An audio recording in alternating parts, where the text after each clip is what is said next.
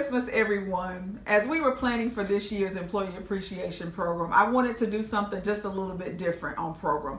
As we were going around the state recognizing employees for their tenured service, I realized that there was one employee who stood out when it comes to years of service and dedication to the Mississippi Department of Corrections. And I felt that it was so appropriate that we take this moment to recognize him. Do you remember this trial in Greenville? It was a pro se litigant who was mad at Parchman because he was getting fed hot dogs. And the magistrate countess just laughed at us the whole day about serving inmates hot dogs.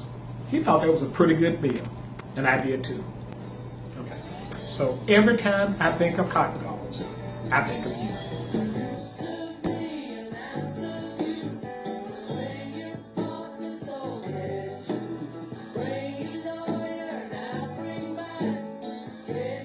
You remember the trial we did at Parchman with the Rastafarians. It was the first trial that was done on videotape because the Rastafarians were supposed to be so dangerous. And yet we took a break and went to the restroom, and they let one of these dangerous prisoners come in the restroom with us. But we were not scared because we were used to being with these dangerous people. What a great time we had with that trial. And we never showed it to a jury because when you and I was trying to watch the trial at my house, we fell asleep. So I first met this guy 25 years ago, actually this month. December 1994 is when I first met him. And I didn't know at the time the impact that he was going to have on me, both personally and professionally. Professionally, he taught me as an attorney. I was a young baby attorney when I first met him. But he taught me how to try a case. He taught me how to pick a jury. He taught me how to prepare a witness for trial, how to examine witnesses, how to see the key issues in a case. But more than that, he taught me the importance of picking a jury, the significance of that in the whole process and how important that was. But he also taught me how to make sure that my clients knew how important their case was to me, because there's no question that anybody he's ever represented, they know that he is the number one priority for them and their need. He taught me how to deal with legislators, how to deal with politicians, how to deal with professional corrections administrators, and just how important it is that they know with their very difficult job that they've got the backing of a good attorney to represent them. Professionally, I can't think of anybody that's had more influence on my career than he has. I just relied on him for so many things to learn through the years. Really nice to get an opportunity to talk about my husband. And all of you know that he's that tall guy with the curly white hair who's got an infectious smile. And if you've ever heard him talk or laugh, you know it's him. He's got a Delta bro that you can cut with a butter knife. But I think you'd like to know some more personal things about him. And let me start out by saying Leonard was born and raised in Indianola. So he is a Delta boy. Things that he loves are like cornbread and pimento and cheese. And both of those I had to learn how to make because I was from Pennsylvania and they didn't have a lot of cornbread in Pennsylvania. But he loves God and he loves his family and he loves football and baseball. And it was when he was very young he discovered he had a really good right arm. And he had a great fastball and a terrific curveball. But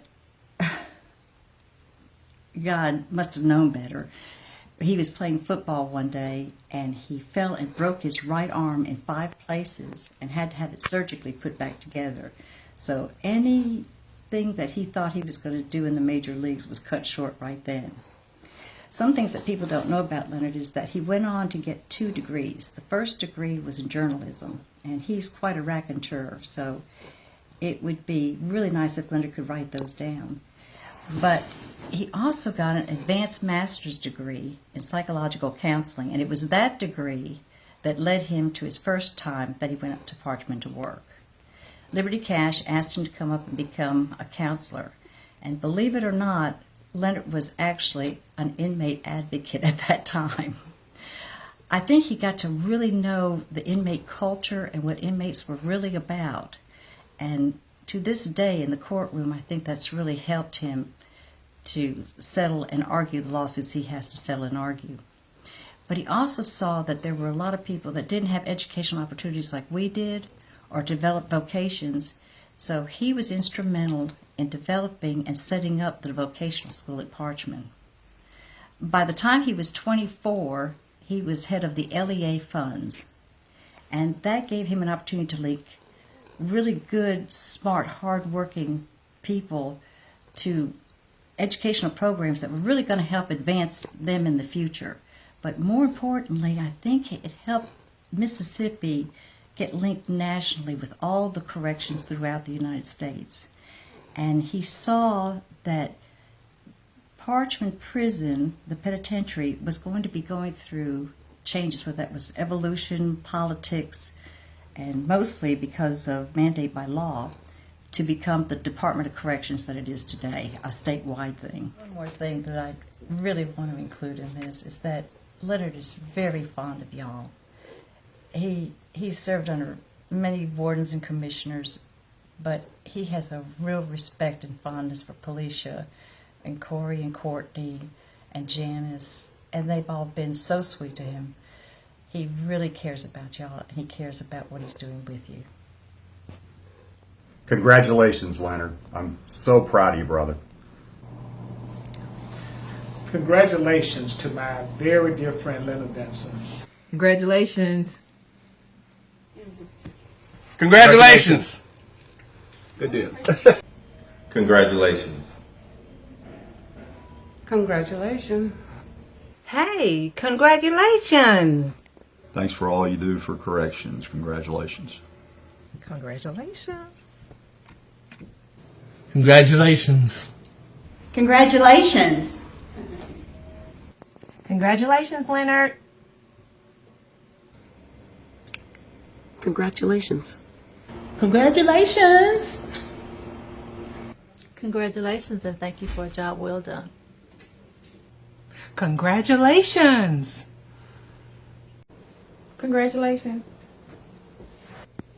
Congratulations. Congratulations.